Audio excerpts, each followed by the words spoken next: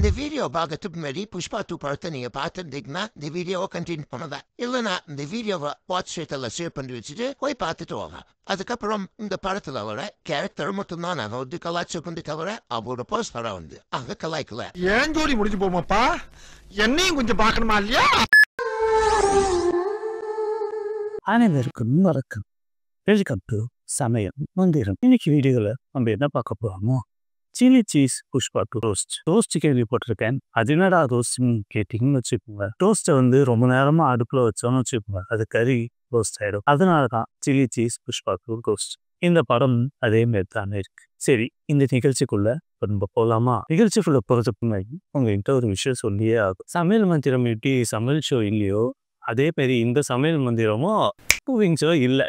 ஓகேவா? ஸோ இன்னைக்கு வீடியோவில் எக்ஸாக்டாக உங்களுக்கு சொல்ல வேண்டிய விஷயம்னா, புஷ்பா 2 வந்து ஒரு நல்ல படம் தான். ஆனால் அந்த படத்தை வந்து என்னென்ன பண்ணி கொலை பண்ணியிருக்காங்கன்னு சொல்லி இந்த வீடியோவில் நம்ம டீட்டெயிலாக பார்க்க போகிறோம். ஃபர்ஸ்ட் வந்து இந்த படத்தில் இருக்க ரொம்ப நல்ல விஷயங்கள் என்னன்னா, இந்த படத்தோட ஃபர்ஸ்ட் ஹாஃப்.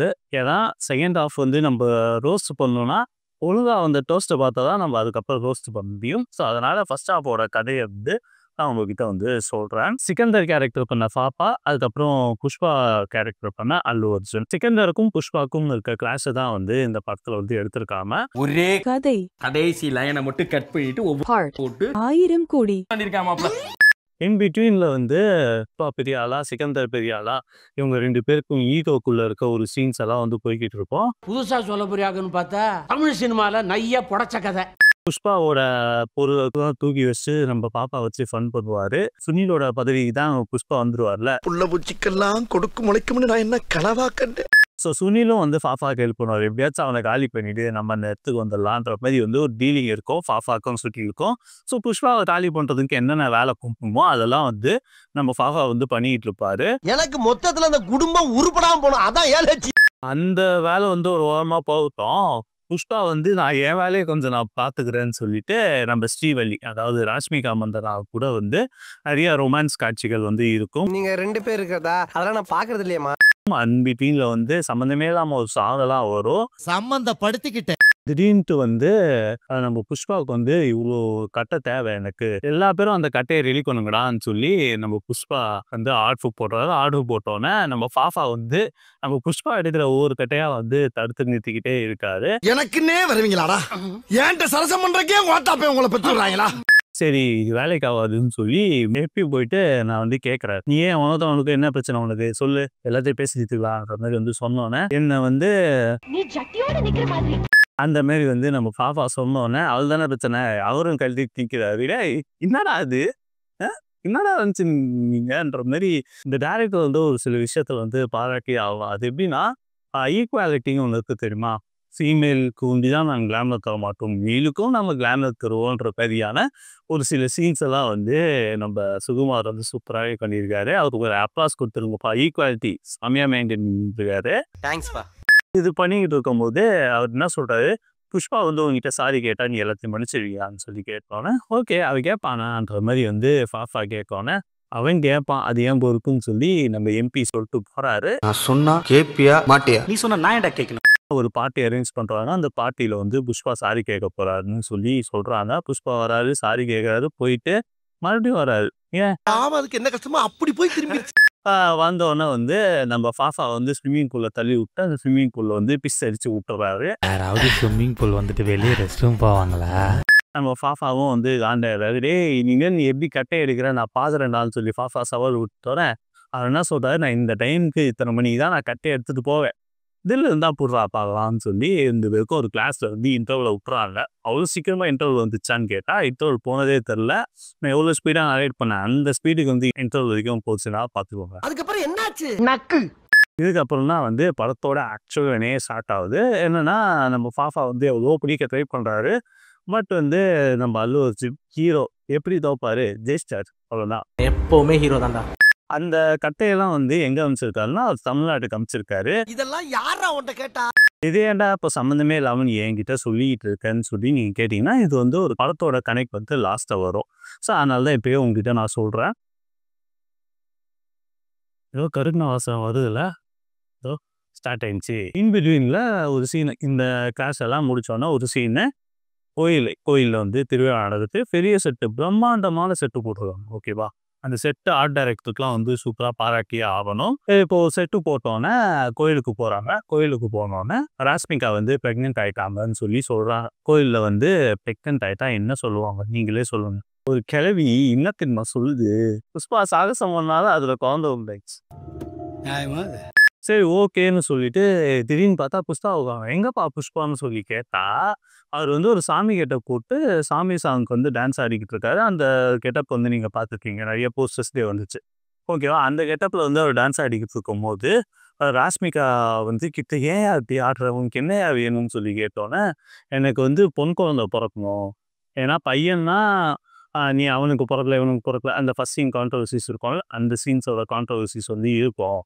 ஸோ அதனால் வந்து பொண்ணு பிறந்துச்சா வேறு வீட்டுக்கு போயிடும், அவளுக்கு வந்து அந்த மாதிரி பர்த்து கரெக்டாக போயிடுவோன்ற மாதிரி வந்து சொன்னோன்னே சரி ஓகேன்னு சொல்லி போயிட்டு இருக்கும்போது இது வரைக்கும் டீசெண்டாக போச்சா?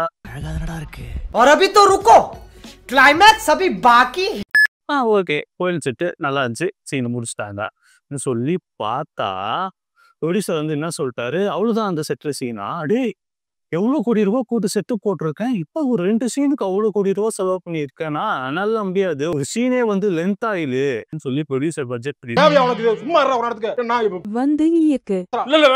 அந்த ஒரு ஸ்டெச்லயே வந்து ஒரு பாட்டு வந்துடும்.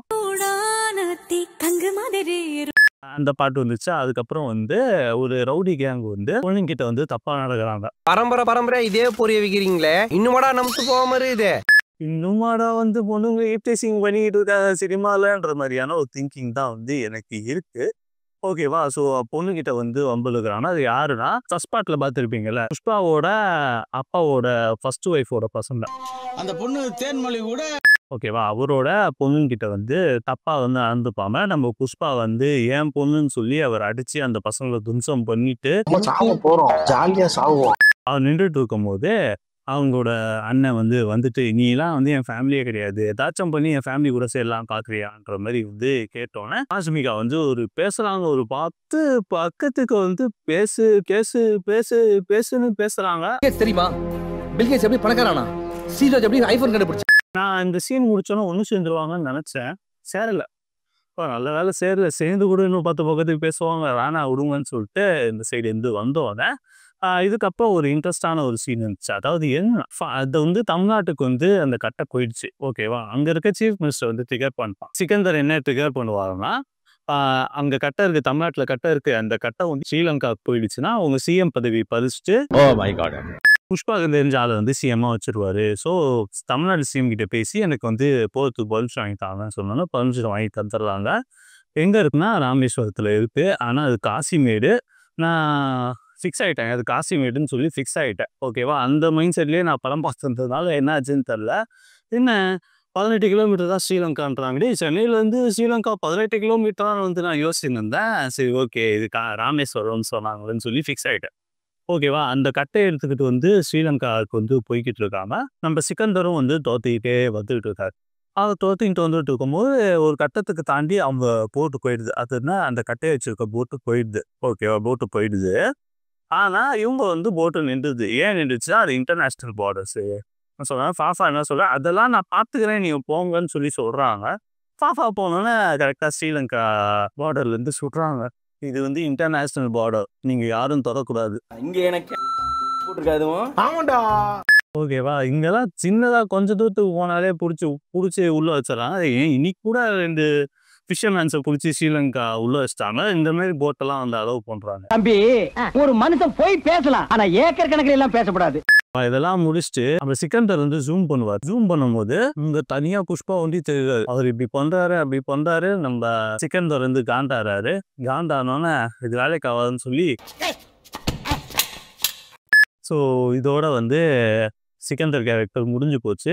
பாஃபா வந்து கதையை கேட்டுருப்பாரு. இதுக்கு மேலே என்னால் கதை பண்ண முடியாத சாமி, என்னை கொண்டுடு ப்ளீஸ்ன்ற மாதிரி வந்து அவர் கேட்டு அவரே செத்துருப்பாரு. ஸோ இதுதான் வந்து ஆக்சுவலாக அங்கே நடந்திருக்கும். சிக்கந்தருக்கும் புஷ்பாவுக்கும் இருக்க கிளாஸான படம் சரி முடிஞ்சு போச்சுன்னு சொல்லி எல்லா பேரும் யோசிச்சுக்கிட்டு இருக்கும்போது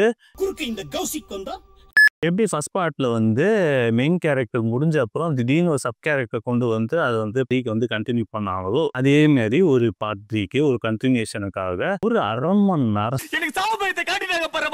நான் சொன்னேன் தெரியுமா, அந்த ஒரு பெரிய செட்டில் வந்து ஒரு கேங்கை வந்து அடிச்சு போட்டிருப்பாங்கன்னு சொல்லிட்டு அந்த அடிச்சு போட்ட கேங்காரங்க வந்து என்ன பண்ணுருவாங்க, புஷ்பா அதாவது அவனோட அண்ணன் பொண்ணை வந்து கடத்திடுவாங்க. கடத்தினோடனே இவர்கிட்ட புஷ்பா கிட்ட வந்து சொன்னோன்னே மொத்த ஊரையும் வந்து லாக் பண்ணிட்டாரு. அவன் என் கையில் மாட்டினாங்கன்னா அவன் செத்துட்டானுன்ற மாரி வந்து அவர் வந்து சொல்லிட்டு ஒரு மாரி பயங்கரமா ஒரு கலாட்டா பண்ணிட்டு இருக்காரு. சென்ட்ரல்ல இருந்து ஒரு மினிஸ்டர் வராரு. வந்துட்டு அவர் என்ன சொல்றாருன்னா, சீஃப் மினிஸ்டர் இப்போ யார் சீஃப் மினிஸ்டர் இருக்காருன்னா புஷ்பா வச்சவர் தான் வந்து சீஃப் மினிஸ்டர் தேவைங்க டைம்ல. அவர்கிட்ட வந்து என்ன சொல்றாருன்னா, அந்த பொண்ணை கடத்தி வச்சது என்னோட தம்பி பையன் தான், எங்க குடும்பத்துல இருக்க ஒரே வாரிசு அவன் மட்டும் தான். மோடி ஸ்கூலுக்கு போடா விரட்டி இருந்தீங்கன்னா இன்னைக்குவே இந்த மாதிரி வளர்ந்து நின்றுப்பாளா. அவனை காப்பாற்றி புஷ்பா கிட்ட இருந்துன்னு சொல்லி சொன்னோன்னே நீங்க என்ன டீல் பேசிக்கணும், பொண்ணு வந்து விட்டுறான்ப்பா தெரியாமப்பா, புரிஞ்சு போச்சு. புரிஞ்சிச்சா? ஆனால் அதெல்லாம் இல்லை, நீ அந்த பொண்ணை நீ மறந்துடு, அவன் அண்ணன் சொந்த தங்கச்சியா இதை எதுக்கு தேவையெல்லாம் பேச, அவன் பொண்ணை கொண்டு வந்து விட்டுறான்ப்பா, நீ அவனை மன்னிச்சு விட்டுரு, இனிமேல் அதெல்லாம் பண்ணாது, முடிஞ்சு போச்சே. ஏன் இதை பண்ண தோணல? ஏன்னா ஹீரோக்கு மாஸ் ஆயிடுச்சு வைக்கும். ஓகேவா? அந்த கேங் வந்து என்ன சொல்கிறாங்க, புஷ்பா கிட்ட நாங்கள் இங்கே தான் இருக்கோம், நீங்கள் வந்து தனியாக வாங்கினா அவர் வந்து தனியாக வராரு. தனியாக வந்தோடனே எனக்கு காசெல்லாம் விஷயம் கிடையாது, என்னை அடிச்சல ஒரு நாங்கள் அடிக்கணும் அவ்வளோதான் சொல்லிட்டு போட்டு அடின்னு அடிக்கிறாங்க. திடீர்னு ஒரு கேங் ஒருத்தன் வரான், வந்துட்டு டேய் புஷ்பாடான்ற மாதிரி, வேடா புஷ்பா இப்படி உட்கார வச்சு அடிக்கிறீங்க இப்படி அடிங்களான்னு சொல்லி அவனும் அடிக்க, சரி வேலைக்கு ஆகாது, ஃபர்ஸ்ட் கையையும் காலையும் கட்டுங்கன்னு சொல்லி கையையும் காலையும் கட்டுறாங்க. இதுக்கு மேல உலகத்துல எவனால ஆக்ஷன் சீக்வன்ஸ் யோசிக்க முடியாது கையும் காலும் இல்லாம. இவர் என்ன பண்றதுன்னா வாயிலே சண்டை போடுறாரு. எக்ஸாக்ட்லி வாயை கட்டிச்சு துப்பி வாயால் வந்து அந்த கயிறை எடுத்து கடைசியில் வந்து அந்த சென்ட்ரல் மினிஸ்டரோட வாலிஸை வந்து கொன்னுடுறாரு. கொன்னுட்டு அவரோட தம்பியும் வந்து கொன்னுடுறாரு. இன் பிட்வீனில் வந்து அவர் அண்ணன் என்ன பண்ணுவார், நீயும் என் அப்பனோட புள்ள தான் அவான்னு சொல்லி இவங்க வந்து சேர்ந்துடுறாங்க. அப்படம் போயின்னு எப்போதான்டா முடிப்பாங்கன்ற மாதிரி யோசிச்சுன்னு இருக்கும்போது திடீர்னு ரிட்டர்ன் டைரக்டர் போட்டு முடிச்சிட்டாங்க. எனக்கு குழம்புது, என்னடா பண்ணுறீங்க, எனக்கு ஒன்றும் புரியலான்ற மாதிரி ஒரு சுச்சுவேஷன். ஏன்னா படமும் 4 மணி நேரம் போயிடுச்சு, எனக்கும் தூக்கம் வந்துச்சு. என்னடா பண்ணுறீங்க, எங்காவது தான் முட்டாளா இல்லை நம்ம முட்டாளான்ற மாதிரி திங்கிங் போயிட்டு இருக்கும்போது ஓவர் கணிட்டில் வந்து சீன்ஸ் எல்லாம் ஓடுது. கல்யாணத்துக்கு கூப்பிட்டாருல, கல்யாணத்தில் வந்து புஷ்பா போகிறாரு. இந்த சைடு வந்து காரியத்தில் வந்து நம்ம சென்ட்ரல் மினிஸ்டரை பார்க்க எல்லா கேங்கும் வந்து போகிறாங்க. அப்போ வந்து இன்னொருத்தன் ஏன் வரலன்னு சொல்லி அவர் கேட்குறாங்க. அந்த இன்னொருத்தன் வந்து நம்ம புஷ்பா இருந்த கல்யாணத்தை வந்து பாம்பு வச்சிடுறாரு. அதோட வந்து படத்தை முடிச்சிடுறாங்க. அந்த படத்தை தான் முடிச்சிருக்காங்க. ஆனால் அந்த கதையை முடிக்கலை, 3 போட்டு ரேம்பேஜ்ன்னு சொல்லி கண்டினியூ பண்ணுறாங்க. இந்த படம் டெஃபினட்டாக ஒரு நல்ல கலெக்ஷன் பண்ணிவிடுவோங்க. ஸோ டெஃபினட்டாக வந்து பார்ட் 3 வந்து தான் ஆகும். இதை வந்து ஃபேஸ் பண்ணி தான் ஆகணும், நம்மளுக்கு வழி தெரில. ஆனால் அல்லு அர்ஜுன் அடுத்த படமே பார்ட் 3 பண்ண போகிறாரா இல்லை பொறுமையாக பார்ட் 3 பண்ண போகிறாரான்னு சொல்லி நம்ம வெயிட் பண்ணி தான் பார்க்கணும். இந்த படத்துக்கு வந்து இவ்வளோ பெரிய கலெக்ஷன் ஒன்றும் சொல்கிறதுக்கு இல்லைங்க, அவ்வளோதான் நம்ம சொல்கிறது. என்னத்த சொல்ல, வன்மத்தில் பேசுகிறேனே வச்சுக்கோங்க. ஒரு நல்ல படங்கள் தமிழ் சினிமாவில் வந்து கொடுத்தாலும் அதை வந்து அவாய்ட் பண்ணுறாங்க. கோட்டு வந்து குட் மூவி தான். நம்ம ஊரில் ஊன்வானும் நல்ல ஒரு புஷ்பாவோட கம்பேர் பண்ணால் கோட்டு வந்து வேற லெவல். ஓகேவா? அந்த படத்துக்கெல்லாம் லாஜிக் மிஸ்டேக்கு, அந்த மிஸ்டேக் இந்த மிஸ்டேக்குன்னு நார்த் இந்தியாவில் தெலுங்குலாம் பார்த்து நோண்டுவானுங்க. ஆனால் புஷ்பா மாரி பார்க்குறானுங்க. ஒன்றும் சொல்கிறதுக்கு இல்லைங்க. தப்பா கேமராமேன் கட் பண்ணியா?